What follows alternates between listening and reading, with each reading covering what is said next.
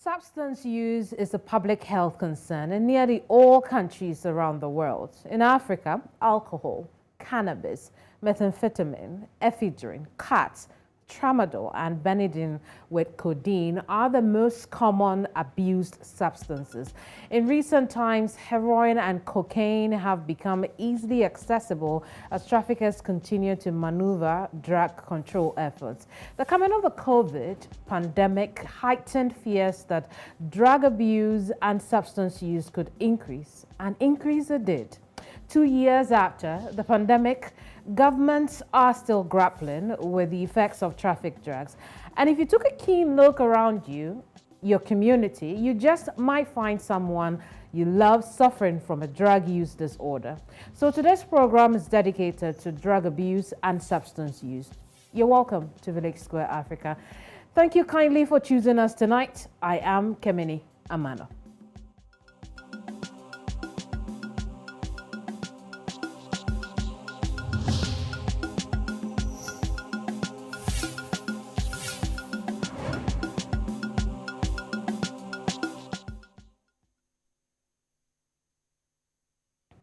Now, according to the World Health Organization, poverty and inequality are additional stress factors that make a person more likely to engage in risky behavior, which includes the use of drugs. Now, it urged that more than 3.3 million people around the world die from harmful use of alcohol every year.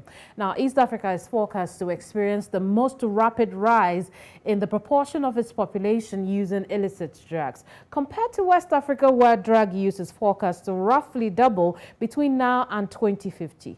In East Africa, drug use is projected to nearly triple, going from about 2 million to 5.5 million in 2015. And as of 2019, 14.3 million people reported using psychoactive substances. So the question is, why are we seeing increase? Why are these drugs that easily accessible? We'll find out on the square tonight together with our guests. First, I have Dr. Omobolaji Oyebanjo Pukbola. She's consultant psychiatrist and addiction medicine. She's joining us from Atlanta, USA. We also have Professor Solomon Tefera. He's chair of the Department of Psychiatry at Addis Ababa University in Ethiopia and member of section on addiction psychiatry at the World Psychiatric Association.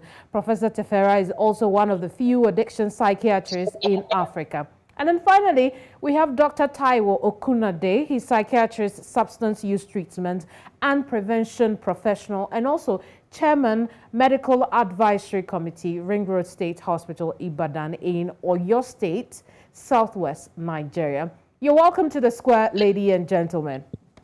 Now let's go on quickly, and here's my question. I'll start with you, Professor Tefera.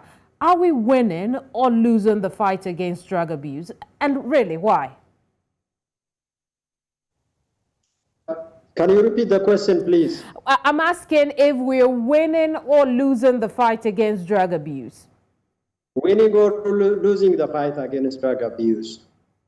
I think it's very difficult to say this in Africa because we haven't started the fight yet.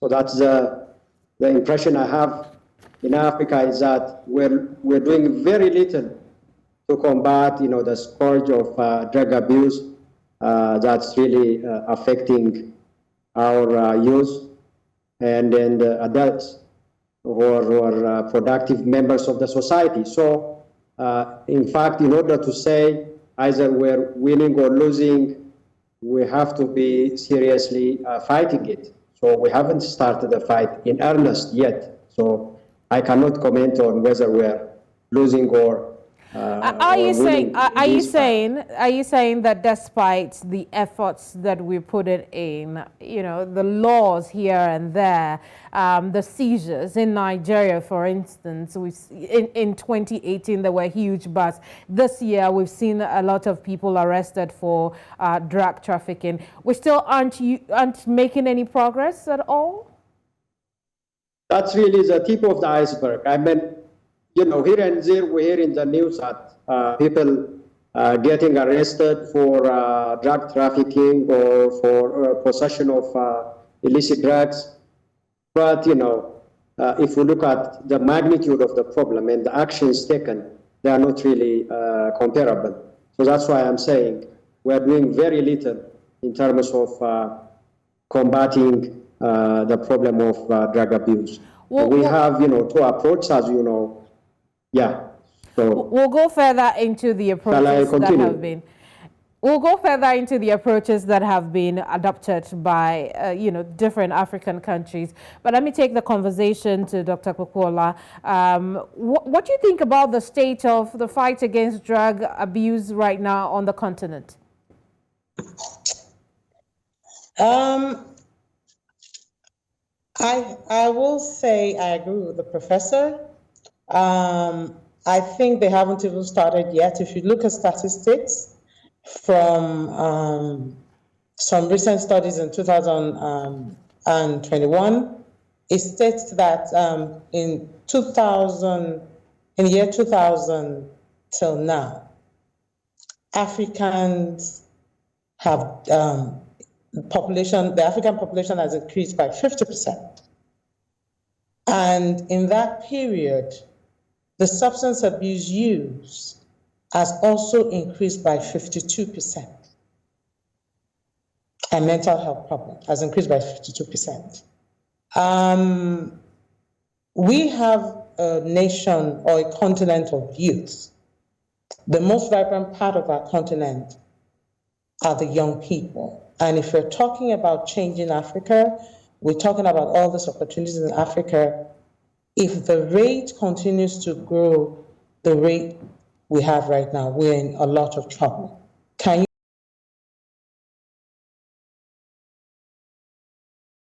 Africa, so is the number of addiction. And when addiction affects them in the West, they call a disability daily rate.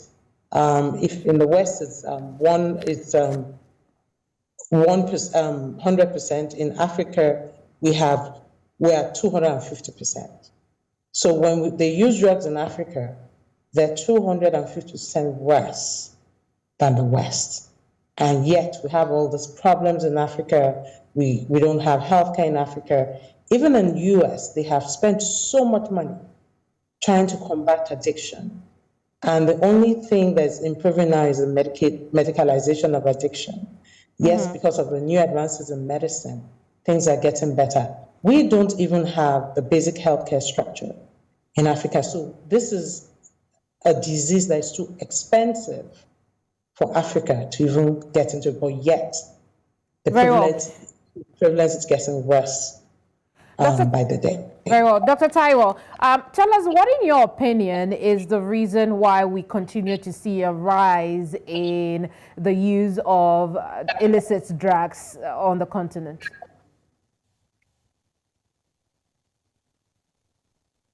There's an increase in illicit drug use on the African continent. Now, I would like to let us look at the fragile economic status of most African states, which leads to a sense of hopelessness, and people get disillusioned about the future. And of course, when this happens, there's a tendency to want to have an escape from the harsh reality of everyday living, and that leads to the use of illicit substances. Another thing that is contributing to an increase in substance use across the continent is a breakdown of law and order amongst several states on the continent. We have pockets of insurrection in different places. Some have suffered civil war for many years. Some are undergoing internal strife with banditry and terrorism going on. So this creates an avenue for an influx of substance use. And as Dr. Pokuola said, we're a continent of young people, and these young people are being recruited en masse into these warring factions, and they are being incentivized by giving them drugs. Also, when we look at the educational system, and even, it's the result of poor governance, which is occurring in several states. on the African continent. The more people are getting poorly educated, the more they will tend to go down the social ladder. And of course, poverty helps substance use and other aberrant behavioral patterns to fester. So these are some of the reasons why we have an increase in drug use. Now, there have been efforts by several nations to arrest this trend, which to me is failing woefully. I will speak for the Nigerian state, which created the National Drug Law Enforcement Agency. And at the onset, their main purpose was to go after traffickers. Then Nigeria was known as a transit country. But now we know that we're a user country. Not only a user country, we are also having Nigeria being a hub for exporting drugs to other nations. So all of this has contributed to an increase in illicit drug substance use across the African continent. Professor Tefera, if I am to come back to you, some of the causes or risk factors that have been identified, poverty and, the kind of laws that seem to target users more than, where the drug is actually coming from. And so why is it important that we should take another look at our laws and the way we are tackling illicit drugs on the continent? Yeah, I think, the issue of illicit drug use or what we call substance abuse is a huge problem. It's a global problem affecting, hundreds of millions of people all over the world. And countries have been grappling with, and different approaches have been adopted over the years. For instance, in the US, they had a campaign known as War on Drugs, and they spent over $1 trillion on war on drugs, and they now claim that they cannot defeat this dangerous, problem creeping in their society. So, different approaches have been tested. And we have, in general, two approaches. The first approach is demand reduction. So by demand reduction, I mean preventing initiation by young people in Africa, or in other places, because the most vulnerable segment of the population are the youth. So if we target young people and put a lot of effort on prevention, we can mitigate the problem significantly. Along with demand reduction, we also have people already affected. So providing evidence-based treatment and rehabilitation for those who are already affected can also address demand reduction, because once they are out of the habit, they will no more be needing it. The second approach is supply reduction. So in supply reduction, we aim at controlling production, distribution, and availability. So in this regard, law enforcement comes into play, and different policies and strategies can be employed to reduce production or stop production, for that matter, and also control the distribution and illegal smuggling of these drugs. So policy measures, law enforcement measures can play a significant role in supply reduction, but it has to be augmented with demand reduction. Supply reduction alone does not prevent illicit drug use. As long as there is demand, it will be an underground business, illegal contraband business, smuggling business, and we can see now, countries affected enormously by this illegal, smuggling business. So these two approaches have to be implemented together to bring about meaningful results. Very well. Now, Professor Tefera mentioned rehabilitation as one of the ways in tackling, users of illicit drugs. And Dr. Popola, you deal with addiction a lot. What is it that we should be doing on the continent, particularly in places like Nigeria and East Africa, that is not being done? Well, I've had the privilege of being medical director, owner of 2 rehabs. And I will tell you something. By the time you have to treat them in the rehab, addiction is so complicated that the failure rate is still quite high. The best thing is understanding and prevention. Many people think that addiction is just about somebody getting high. There are more aspects to addiction. One of the things about addiction that we feel is that you can find addiction as part of pain management. You can find addiction as part of performance enhancement, and you can find addiction as part of pleasure. Everybody tends to believe that, addiction, when the person first uses the drug, is something that will make them sick. No, they do find pleasure in it. If they're in pain, it might relieve pain. If they want to last longer in bed, it might enhance their performance. If they're working very hard jobs, it might make them work longer. So there is the need to fully understand the devil we're fighting with. And part of it is public education, helping people understand that, yes, you might take it the first time and get away with it. But unfortunately, if your brain is is such that is at high risk for addiction, then this and this and this will happen. The other thing that we have to know is also that it's a business. There are people who will give the drug addicted person drugs for free because they know that once the psychological and sociological effects of the drugs set in, they will go into their parents' home and steal their gold and their cell phones and bring it back to them. Mm-hmm. So you have to really understand the economic aspect of addiction. There's a lot of money in addiction.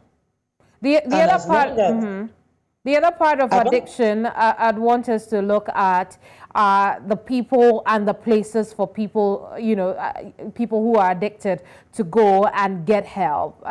Do we have the resources and the places to go on the continent? I'm not sure. I've looked and I haven't been impressed, I promise you. And that's what I'm saying, that even with all the facilities and all the money that we got in the US, that when the people are done, they get outside and there's somebody out there willing to give them drugs for free. But the hope now that we're seeing now in the US is that instead of criminalizing addiction, they have moved into the medicalization of addiction. And we're getting more traction there. There are a lot of drugs now that you can use that can block the person from getting high. And the beautiful thing about those things is that once you use certain medication, you block them from getting high, and you quickly treat the other psychological effect, and you get the person back into the workplace. Mm-hmm. While they're at the workplace, you can start treating all the other deficits in their life. The truth is that how many times will the world stop for you to leave for 3 to 6 months to go get help? When many people leave for 3 to 6 months to go get help in rehab, by the time they come back, everything has moved on. Very well. Now, I'll bring in Dr. Taiwo at this point. Dr. Taiwo, a couple of points have been made, and it started with you when you mentioned criminalizing of users. Is it time that governments on the continent begin to perhaps look at the situation as is done in the U.S. as a medical problem rather than as a crime? Yeah, in recent times, we have actually moved from criminalizing users to seeing them as people who have a medical condition that requires treatment. Unfortunately, the funding for treatment is not so fantastic. I mean, we all know that the funding for the health systems on the African continent is pretty poor anyway, and then those who get the bulk of the funding are people who are in maternal and reproductive health and such areas. Those who are in mental health and, of course, in substance dependence, they really don't get so much attention. And when we look at facilities that are available for treating those who are chemically dependent, they are grossly inadequate. And when we look at the Nigerian context, for instance, the bulk of facilities are privately owned, and they have to be paid for by the users, by the service users, as against government-funded facilities. The few government-funded facilities that are available are actually overcrowded as it is, and the workers there are overworked. So most people who need help are not really getting the help. In some parts of the continent, they're still going after the supply reduction. More fund is going to supply reduction than in demand reduction. However, that is gradually changing as a lot more people are being trained in the drug demand reduction segment of it. And even the law enforcement agencies that have been established to tackle supply are also shifting their focus to drug demand reduction. So, but then it's not enough. It's not enough because there are other factors that contribute to addiction, which needs to be tackled. Prof said something about policymakers getting involved. And my own personal interaction with policymakers here in Nigeria, they don't seem to have a good understanding of the sociology of addiction. And even when they go training, try to get them to understand it, they still seem not to be able to understand it properly. So for us on the African continent, the light at the end of the tunnel is very, very dim, I must say. Very, very dim. And, very well. Now, when we come back, I want us to talk about alcohol and ecstasy. We'll be right back. Stay with us here.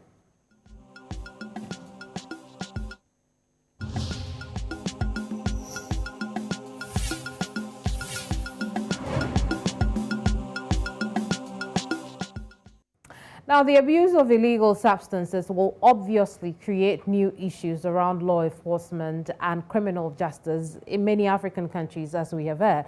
But it will also place public health systems on the continent under enormous stress. So let's have a conversation on two of those drugs that, well, are taken, but people also take them for granted. Still with me are Dr. Omobolaji Oyebanjo-Popola, Professor Solomon Tefera, and Dr. Taiwo Okunade. Thank you so much for your patience here. But let's talk about alcohol. Let's talk about those drugs that are considered recreational, and young people, when we go out, are hooked on some of these things. Tell us why alcohol, for instance, Professor Tefera, is bad for us. I think this is probably the most relevant question for Africa, because alcohol is our number one problem in terms of substances causing diverse public health and then other psychosocial problems. It's the number one substance that is misused. Of course, alcohol is a social drug, so there is some limit, that people can use, because we cannot eliminate, or remove alcohol altogether from the society. So the majority of alcohol consumers, unfortunately, exceed what's considered moderate drinking. Which has moderate health hazards. Alcohol is in general detrimental to the developing brain. So in Ethiopia, for instance, we have raised the minimum age for drinking from 18 to 21. So our minimum age for drinking alcoholic beverage is 21. So how much is too much? Because I think generally African countries have bumped up the age at which you can have alcohol. How much alcohol is too much? Yeah, I mean, we measure alcohol in units. So in different beverages,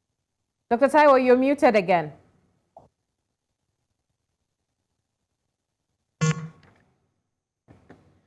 You're still muted, unfortunately. So I'll take the question to Professor Tefera while you work on your audio. At what point would you consider somebody addicted to alcohol? Yeah, if I may go back to the alcohol poisoning, because it's very important, especially alcohol produced at home can be adulterated. So methanol is an alcohol that is found in alcohol. So it can cause poisoning, and we hear death happening across Africa, especially because alcoholic beverage produced in a traditional way sometimes can be adulterated. So that's one of the main reasons for alcohol poisoning and mortality that we see in Africa. So going back to your question on when to consider someone as having alcohol addiction, obviously addiction is not in our dictionary. We talk about alcohol-related disorders, which are divided into alcohol use disorders and alcohol-induced disorders. So alcohol use disorder is in a way like severe alcohol use disorder can be the equivalent of alcohol addiction. So we have 11 criteria to use for determining whether a person has alcohol use disorder or alcohol addiction. So these criteria involve loss of control over the use, meaning the person cannot determine, how much or for how long he drinks alcohol. The person is excessively preoccupied with craving, time wastage, and also unsuccessful repeated attempts to cut down or quit. Social problems including failure to fulfill major role obligations, dispute, and then also restricting all the activities toward this consuming alcohol, neglecting other important social or recreational activities. And the other criteria include risky use, for instance, using in hazardous situations like drinking and driving, or developing physical or mental health problems, which are caused or exacerbated by alcohol. And the most important feature of alcohol addiction is withdrawal and tolerance. So the person continues drinking, a larger amount or stronger alcoholic beverage to get a desired effect. They also develop withdrawal symptoms where they are not consuming alcohol, like shakes, and tremors, sweating, confusional states, and so on. So a number of criteria are used. So if a person fulfills 2 or more of the 11 criteria, we consider the person has alcohol use disorder. 3 to 5 moderate alcohol use disorder, and 6 and more out of the 11 criteria constitute severe alcohol use disorder, which is the equivalent of alcohol addiction. So this is how we diagnose people with alcohol use disorders.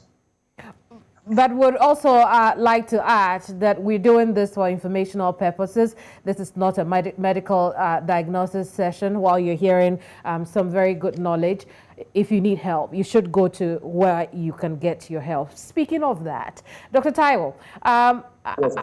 where are the places people, for instance, in Nigeria could go to for help for all kinds of illicit drug use disorders?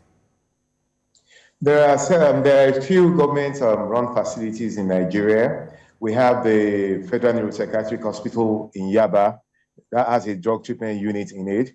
We have the Neuropsychiatric Hospital in Abeokuta, popularly known as Aro Abeokuta, of the village in which it is situated. That also has the Drug Abuse Treatment and Research Center. Then we have the treatment center in Uselu. Now, the challenge with all these government-owned centers is that, one, they are overcrowded already because they are part of a general psychiatric hospital. And that actually limits the amount of work they can do to help those who are substance dependent.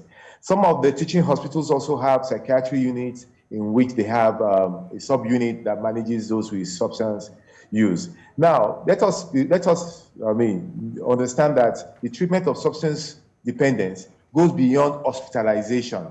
there's a holistic view to it, because you have to manage the medical conditions that may have arisen as a result of the exposure of that person's body to substances. You have to manage social issues, loss of work, loss of social skills, loss of maybe family breakdown as a result of substance use. You have to manage even the obstetric challenges that may occur by a woman who uses substances whilst pregnant. So the concept of a general psychiatric hospital managing substance use is outdated. So now we're looking at having a broad-based treatment platform for those who use substances, which will involve various agencies, including, of course, education, law enforcement, the hospital medical system, as well as vocational training centers. All of this need to come together to help those who are substance dependent. And of course, our policymakers must also work hard towards ensuring that the health indices such as housing, employment, and all of that are favorable to those who live in those communities, to minimize drug demand as well as enhance health of the citizens. So for Nigeria, we have these government facilities, and then we have quite a number of privately owned facilities concentrated majorly in the southwest and the south of Nigeria. It sounds like these services are not free. They are services that will be paid for. Dr. Kukwala, is that an obstacle for people who would want to get rehabilitated? Having been in the addiction field for almost 20 years, you find out that addiction is very, very expensive and it's not readily available. I think the goal is to become more efficient in the treatment and using other resources like places of worship.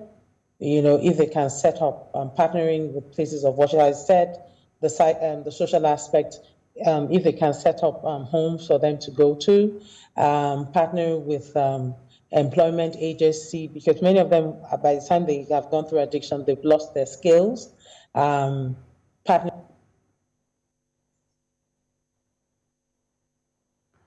Dr. Kukwala, I think we have lost your audio. So, Dr. Taiwo, what are some of the challenges that come with running some of these centers, and how accessible are these to people who need help? You see, the World Drug Report stated that about 7% of those who actually desire to have help are able to get it, because you still have to pay for the treatment. And this kinds of cuts away a whole large chunk of people who desire to be treated. Even when we look at the government hospitals that are heavily subsidized, it's still beyond the reach of a lot of people who require treatment, because most of them will require a residential care that can run for almost 9 months to 1 year before they can now go back into society and undergo outpatient treatment. Very well. This actually builds up the cost of treatment. Very well. I'll come back to you to finish your points, but Dr. Kukwala just came back, just so she does not lose her train of thought. You were telling us about how it's important for even corporate bodies to be involved in providing services for people who need help. Please go on. Okay, so in addiction, in my years of working in the field and running the rehab, by the time the addiction takes hold, most people have lost their relationship, their source of livelihood, their health, and they just need to get back on their feet. You need to give them hope. And one of the things that you could do to make it affordable is to leverage other agencies in the society. For example, when somebody's addicted to certain drugs, you don't want them in your house because they're going to sell everything in the house. But if places of worship can build free hostels and put a condition on that, like we have halfway homes over here, You have to go out to work every day. I'm willing to help you. I'm not going to hand everything over to you. What are you willing to do? Are you willing to clean the mosque, or are you willing to clean the church? So we have to leverage certain things in the society to make it affordable. The other thing is corporate bodies. Some corporate bodies, perhaps those whose family members have had addiction, are willing to get them employed, have them employed. As a matter of fact, some band together and maybe they own a factory. And if you talk to them and vouch for the people who are in recovery, they might give them another chance. Because the thing about addiction is almost once you lose your opportunity in life, nobody wants to give you an opportunity again. So why will the addicted person be invested if they feel that there's no hope? So it's going to have to take the whole society to look at it. And when you have the society fully involved in addiction, the cost becomes less. An average cost of maybe a 90-day treatment in the US is about $30,000. People have to mortgage their homes to raise that for their children. Mm-hmm. Even with the government, if you're going to get a good treatment facility, some of them pay about $30,000, some $40,000 to be able to put the person in a safe environment for 90 days. What if we're able to work with the places of worship who will provide free housing on the condition that you go out every morning to work and they can drop train you, or there are certain openings in certain places and they're like, we know you trained to do this, but at least let us give you enough money to go pay the places where you're staying so that you're contributing to it. So it's going to be a whole community approach. Addiction affects everybody in society, and we must be willing to talk to different aspects of the community. And then in terms of treatment, there are different layers of treatment.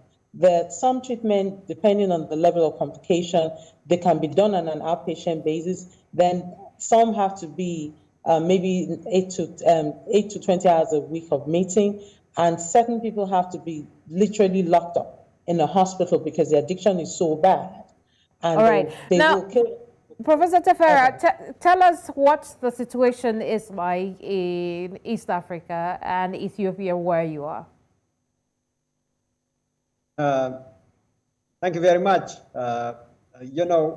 East Africa, as you mentioned, the problem of drug abuse is on the rise. We have recently become a major transit hub because Ethiopian Airlines, the largest airline in Africa, has started flying to South America recently. So we have really experienced a surge. But is there help for people who have any of these disorders or addictions? Yeah, so some of the transited drugs like cocaine can be diverted into local use. Of course, it's destined to wealthy countries, which pay a lot of money for these drugs. But we hear now increasing use of cocaine in Ethiopia, for instance. Marijuana use has been on the rise, especially among youth. And alcohol, as I said earlier, we have done a national survey, and nearly half of adults consume alcohol, and 20% of males are hazardous drinkers. That means 1 in 5 adult males consume alcohol in unhealthy and hazardous way.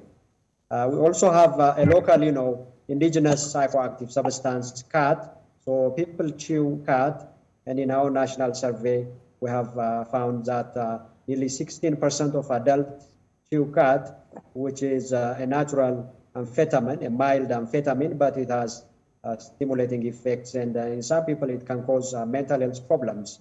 Mm-hmm. It can predispose some individuals, vulnerable individuals, to different mental health problems, including psychosis. So we have problems in East Africa. Now, so what I was asking was, it would seem that you have quite a bit of a problem in East Africa. Is it Yeah. The same way you have help for and rehabilitation for people who suffer from these disorders and addictions? Yeah, I mean, there are some attempts, by the government to provide services including like through MHGAP, WHO program for integration of mental health and substance abuse treatment programs into primary care.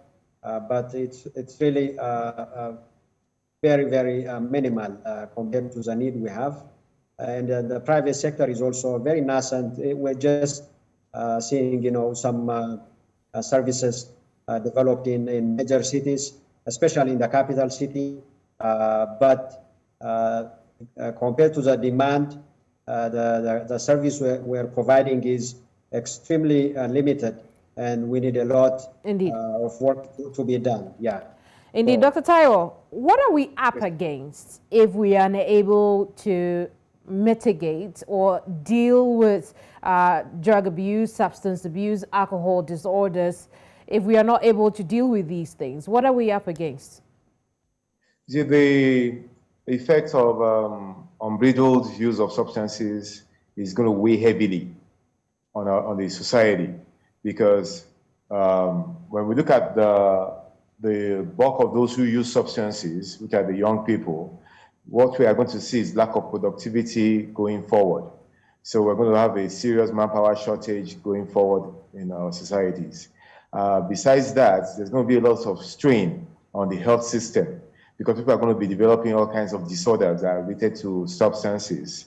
And that's going to put a lot of pressure on the healthcare system as well. And then we have the other issue of hazardous drug use, which will lead to an increase in accidents in factories and accidents on our roads, because of people that are working whilst intoxicated in factories and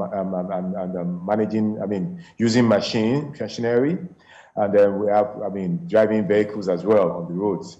So when we look at other factors, could be society, family breakdowns. We have families getting split up because of substance use within the family. And then, of course, mental health aspect of it also is going to be immense, because we're going to have quite a number of people coming down with mental health issues as a result of substance use, which is something we're already experiencing in Nigeria right now. For instance, when you look at hospitals like the Federal Neuropsychiatric Hospital in Yaba, Lagos, we find that out of their 200 beds, we have probably about 80 to 90% of occupancy being those who have substance-induced mental health issues. So the future looks very bleak. And then when you look at another aspect of it, the issue of violence and violent acts being performed by those who are intoxicated, when the problem in the northeast of Nigeria, when the camps are raided by the government forces, you see a lot of drug use and drug paraphernalia in those camps. So people are being foiled by drugs to perform all kinds of violent acts as well. That's what time will allow us to stop our conversation today. We hope to raise this topic again, because there are a ton of issues to discuss on tackling drug abuse on the continent. But I'm definitely grateful that you all three could join us today here on the program. We hope to see you some other time. With me here have been Dr. Omo Bolaji Oyebanjo Pokuola, Professor Solomon Tefera, and Dr. Taiwo Okunade. I appreciate your time, and I appreciate your time from home watching us on this edition of the program. We hope to see you same time next week. My name is Kemini Amana. Goodbye.